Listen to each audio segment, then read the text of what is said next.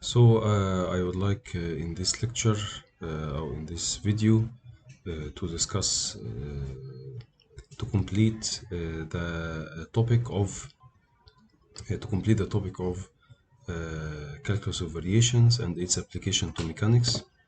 I would like to introduce the concept of Lagrange multipliers and explain how this concept can be used or how it can be applied to the problems with dependent degrees of freedom, and finally how this is useful in calculating the constraint forces. First of all, let us revise Lagrange multipliers. Lagrange multipliers should have been introduced to students within within calculus of multiple variables.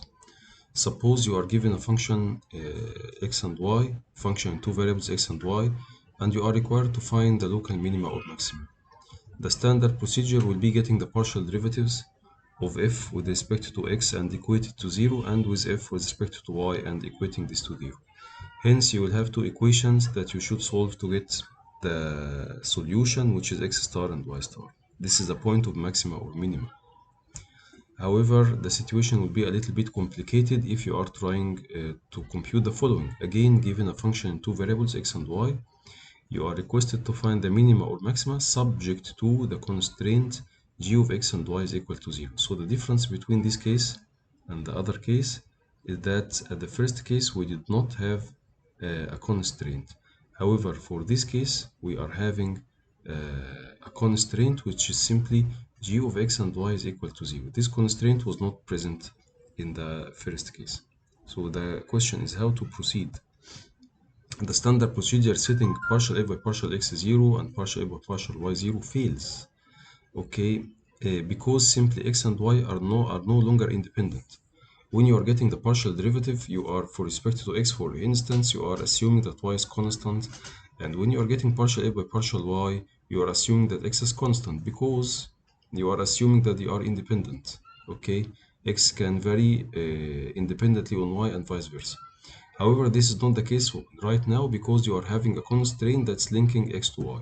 It is g of x and y is equal to 0. So how can we deal with this? We have two methods. The first one, which may be straightforward to you, is to use g of x and y is equal to 0 to eliminate y in terms of x. Hence, substituting y equal some function in x, I'll call it g star. Inside f of x and y, you will get simply something called f capital of x, and hence you can get df by dx is equal to 0, solve this equation and get x star.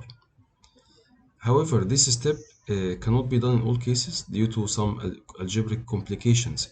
You will not be always able to separate y in one side here in this equation. G of x and y will not be able to separate y on the left hand side in many cases. We have method 2, which is called Lagrange multipliers. For Lagrange multiplier, we define a new function. Instead of f small, we have f prime. F prime is not the derivative of f. F prime is equal to the original function to be minimized or maximized plus lambda multiply g of x and y. Again, g of x and y was the constraint which was equated to 0. Next, we can get partial f prime by partial x equal to 0 and partial f prime by partial y equal to 0 plus the constraint which is g of x and y is equal to 0. Hence, we will have three equations in three unknowns. They are the first one, partial f prime partial x, the second one, partial f prime by partial y equal to 0, and the constraint. However, you have got three equations to solve for x star, y star, and lambda. Lambda here is termed as the Lagrange multiplier. The method 2 is systematic. However, the disadvantage is we have introduced one extra variable. To get you more intuition, I'm introducing this figure here. The question you will ask why Lagrange multipliers work. Suppose that now you are working with this some function f of x and y. I am plotting here the contours of f of x and y. The contours are the curves at which f of x and y is equal to a constant. Okay.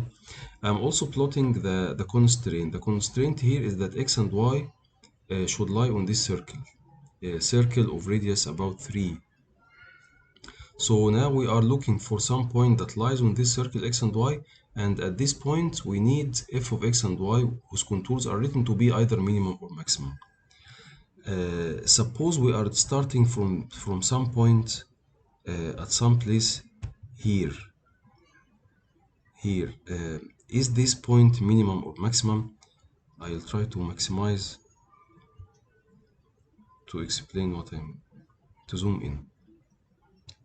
Suppose again we are speaking about some point here. This is not a minimum or maximum because when you move, suppose now you are move along the constraint to look for the minimum or maximum. For instance, this point with the intersection of the contour and the and the constraint is not a minimum or maximum because when you move to the right or to the left you will get a higher or lower value. And again, the same also implies when we are speaking about this point, which is the clear intersection between the contours and the constraint. Because when you move along the constraint, you are encountering another contour values, either higher or lower. So you cannot say that this is a minimum or a maximum. However, when we consider some point that's touching, a point that's just touching between the contours and the constraint, when you move along the constraint, you are almost touching the same contour. Hence, you are not increasing or decreasing. So this is simply a minimum or a maximum. So at this point, the tangent to the contour is the same tangent to the constraint. Hence, the normal to the tangent will be simply the gradient of f small, okay? And it is also the gradient of g. So the gradient of f here and the gradient of g are parallel at this point and at this point and at this point and at this point and at this point. So when the gradient is parallel, then gradient f will be equal to some constant multiply gradient g, which is simply lambda that we are looking for. I hope that this explanation is suitable or enough. Okay, now let us go to some example. This example, this is extracted from the book of Hand and Finch, page 56. Suppose you are having the function x squared plus y squared. This is the function that you are trying to get the minimum or the maximum, subject to the constraint y equal 2x plus 1 is y minus 2 or 2x plus 1 minus y is equal to 0. Okay, this is the function. Okay, and this is the constraint y equal to x plus 1 or y minus 2x minus 1 is equal to 0. Now I am using method 1.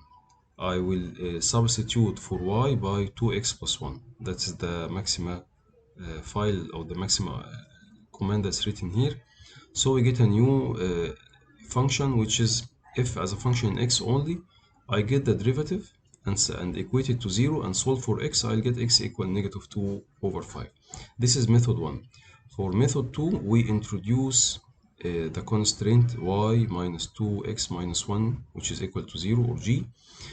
And I will construct here f1 which is equal to f plus lambda g, and then I have the three equations: the derivative of f1 with x equal to 0, the derivative of f with respect to f1, and g equal to 0.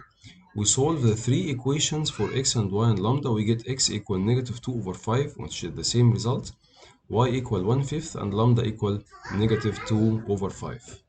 Okay, I will stop here.